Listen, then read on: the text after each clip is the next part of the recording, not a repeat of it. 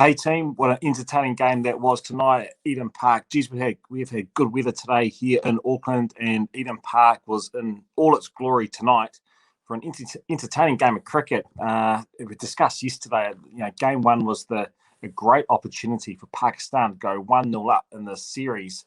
Having won the toss, they chose to bat, and that's not an unusual decision. But I just would have thought with this game first up with what I felt the firepower in this Pakistan lineup was their aggressive bowling unit. They would have liked to have made use of that first up and try and put some pressure on this New Zealand side. But they opted to bat and they lost early wickets. And once you lose early wickets, it's always hard to gather that momentum back again.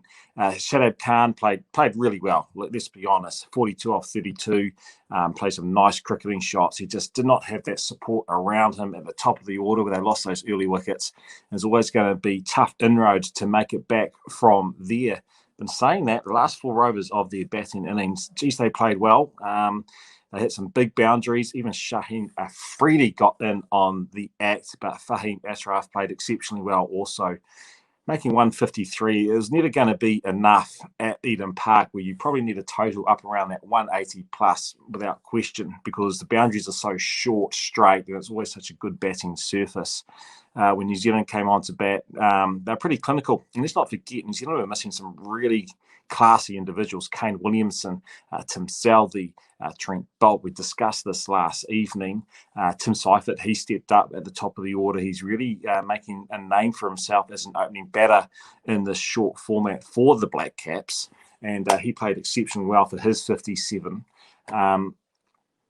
And then from then on in, it was, I guess it was just easy pickings there for New Zealand. But Pakistan did claw their way back into that innings by picking up regular wickets at the back end.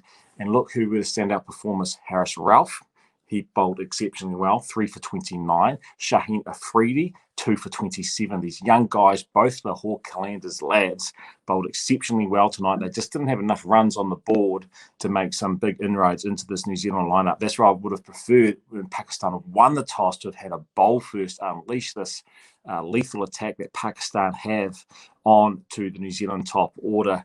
So they never had enough runs.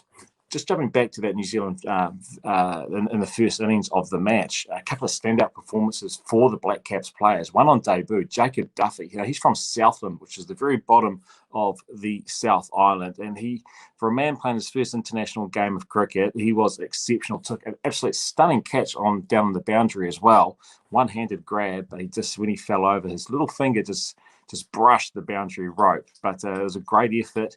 He picked up 4 for 33 in the end. His last 2 balls, from memory, I think they went for 6-6. So his figures could have been exceptional. Would have been disappointed with that. But it's like standout performance from him on debut. And Scotty Kugelheim, he's been on the fringe of the New Zealand side for a couple of seasons now. He picked up wickets, 3 for 27. He had an exceptional Caribbean Premier League recently, he's one of the standout performances with the ball. He's not a first choice New Zealand bowler, but he bowls with good pace. We've talked about this depth before that New Zealand have in the bowling ranks. You think of Southee, Bolt, Matt Henry, Hamish Bennett didn't get a go tonight. He's picked up a wee niggle, and you've got now Duffy on the scene, Kugelheim. Lockie Ferguson's got an injury, so they've got this depth at the moment, the New Zealand bowling group. And to have Jacob Duffy perform like that, 4 for 33 on debut, was an exceptional performance. So where we at? New Zealand go 1-0 up into this series. Now move it down to Hamilton, about an hour and a half down the road from Auckland. Small boundaries, a flat wicket, and a must-win game now for Pakistan. So from their perspective, it'd be good to get the game under their belt, even though they had a loss. There's still some standout performances, and then to turn things around pretty quickly. And they need to win this next game, which with the talent they have in their group, they can certainly produce. But so let's see what they can do over the next couple of days to prepare for that game. But I'll see you in a few days.